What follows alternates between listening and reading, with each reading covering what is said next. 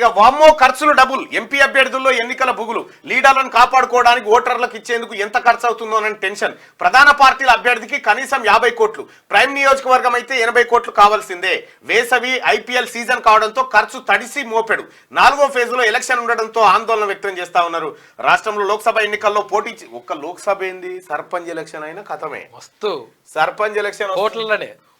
ఆయన ఇంటికి చుట్టాలు వచ్చేది ఉంటే ఇప్పుడే వస్తుంటే నాగరాదే నామినేషన్ వేసినాక రాదు అని చెప్పి అట్లా పిలిపించుకుంటారు అన్నట్టు తెలంగాణ రాష్ట్రంలో ముఖ్యంగా ఇక బయట సంగతి మనకు తెలియదు కానీ తెలంగాణ రాష్ట్రంలో ఎన్నికలు వస్తున్నాయంటే పండుగ రోజు పిచ్చుకోటర్ తాగేటోళ్ళు కూడా తర్వాత అది వీరు తాగుతాం క్యాండిడేట్లకు ఎన్నికలు 4వ షెడ్యూల్లో ఉండడంతో షాక్ తగిలినట్టయింది గత పార్లమెంట్ ఎన్నికల్లో ఫస్ట్ ఫేజ్ ఏప్రిల్ 2వ వారంలోనే రాష్ట్రంలో పోలింగ్ జరిగింది ఈసారి 4వ ఫేజ్ మే 19కి మారాయి రాష్ట్రంలో మే 13న పోలింగ్ జరుగుతుందని ఈసీ ప్రకటించింది ఇప్పటికే అన్ని పార్టీలు చాలా చోట్ల క్యాండిడేట్లను ప్రకటించాయి మరికొన్ని స్థానాల్లో 1-2 రోజుల్లో ఫైనల్ చేయనున్నాయి అయితే 2 నెలల పాటు ఎన్నికల ప్రచారం ఖర్చులు లీడర్లను కాపాడుకోవడం సంబంధిత పార్లమెంటు పరిధిలోని ఎమ్మెల్యేలను బుజ్జగించుకోవడం వంటివి తమకు తలకు మించిన భారమని అభ్యర్థులు భావిస్తున్నారు 2 నెలల పాటు ఓటర్లను క్యాడర్ను కాపాడుకోవడం ఎలా అని ఆందోళన చెందుతున్నారు పైగా వేసవి ఐపీఎల్ సీజన్ కావడంతో ఖర్చులు తడిసి మోపెడవుతాయని తలలు పట్టుకుంటున్నారు ప్రధాన పార్టీలో ఒక్కో ఎంపీ అభ్యర్థి కనీసం 50 కోట్లైనా ఖర్చు చేయాల్సిన పరిస్థితి ఉందని అంటున్నారు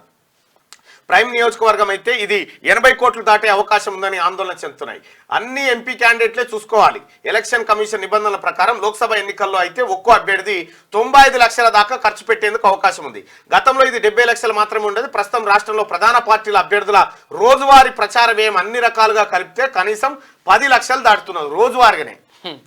ఈ 10 లక్షలని చాలా చిన్నది ఇది విషయమే కదా ఈసారి ఇక ఎంపీ ఎన్నికలు కూడా ఊళ్ళే సర్పంచ్ ఎన్నికలను తలపించే పరిస్థితికి వచ్చింది అంటే పుణ్యాత్ముడు కేసీఆర్ గారు అట్లా తయారు చేసిపోయిండు ఏ ఎన్నికైనా పైసా డబ్బు మద్యం అంతే మభ్యపెట్టుడు ఇవే కార్యక్రమాలు ధర్నాలు రాస్తారు ఒకళ్ళ కాడికి వచ్చింది పైసలు ఇస్తలేరని పబ్లికే ధర్నాలు చేసి రాస్తారు ఇది పరాకాష్ఠం చేరాలి ఇంకా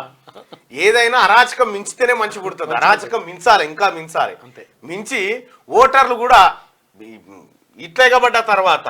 ఏ లీడర్లు ఏం చేస్తారు మళ్ళా ఈ పార్టీలో నిలబడ్డోడు ఈ ముగ్గురు ₹1 వంచకపోయినా వీళ్ళు ఓటేయకుండా ఊకోరు మళ్ళా